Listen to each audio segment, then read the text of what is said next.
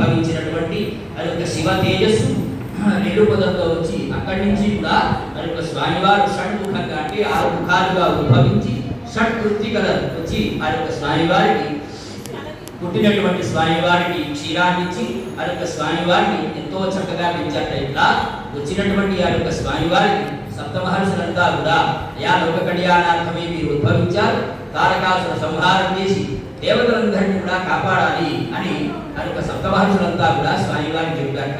ఇలా వచ్చినటువంటి ఆ యొక్క స్వామివారు జన్మరాహిత్యం అంటే అయ్యో నేను ఎందుకు పుట్టాను అని ప్రతి మానవుడు కూడా తెలుసుకోవాలనుకుంటాడు కాబట్టి ఆ యొక్క స్వామివారు కూడా అనుకున్నారు. అనుకుంటే పూర్వకాలంలో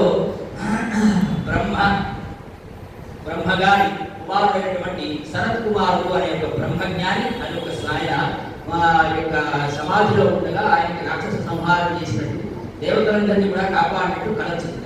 వస్తే నేను బ్రహ్మజ్ఞాని బ్రహ్మగారి ముఖం నుంచి కూడా ఉద్భవించాను, నాకు పూర్వజన్మ స్మృతి లేదు కదా, మరి ఈ విధంగా ఎందుకు వచ్చింది కళ అని బ్రహ్మగారిని వెళ్ళి నాన్నగారు నాకు ఈ విధంగా కళ వచ్చింది, ఎందుకు వచ్చింది అని అడిగారు.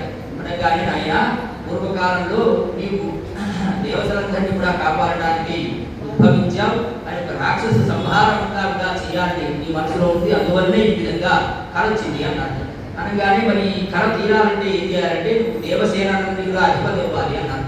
అనగానే దేవసేనాపతి కావాలంటే మరి ఎలా కానీ ఆలోచిస్తున్నాడు. పూర్వకాలంలో ఒకనాడు పార్వతీ పరమేశ్వరుడు కూడా సంచారం చేస్తూ హిమవత్ పర్వత ప్రాంతానికి వచ్చారు. వస్తే అక్కడ శరత్ కుమారుడు జపం చేసుకుంటూ ఉన్నారు. జపం చేసుకుంటూ ఉంటే పార్వతీ పరమేశ్వరుడు వస్తే దేవతలందరూ కూడా అందరూ లేచి నమస్కారం చేశారు, ఆయన మాత్రం కూర్చుని తపస్సు చేసుకుంటూ ఉన్నారు.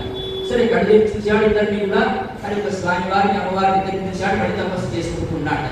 అనగానే ఏవయ్యా అందరూ నమస్కారం చేశారు, నాకు నువ్వు లేచి నమస్కారం చేయలేదేంటి అన్నాడు. అనగానే వీళ్ళందరూ నేను ఇప్పుడు చూస్తున్నారయ్యా, నేను పుట్టినప్పటి నుంచి తపస్సు చేసుకుంటూ ఆ తపస్సులోనే మిమ్మల్ని ఇద్దరిని కూడా చూస్తున్నాను, నువ్వు ప్రత్యేకంగా చూసేదేమిటి అన్నాడు. ఇట్లా శరత్ కుమారుడు అనేసరికి అది ఒక స్వామివారు నాకు చాలా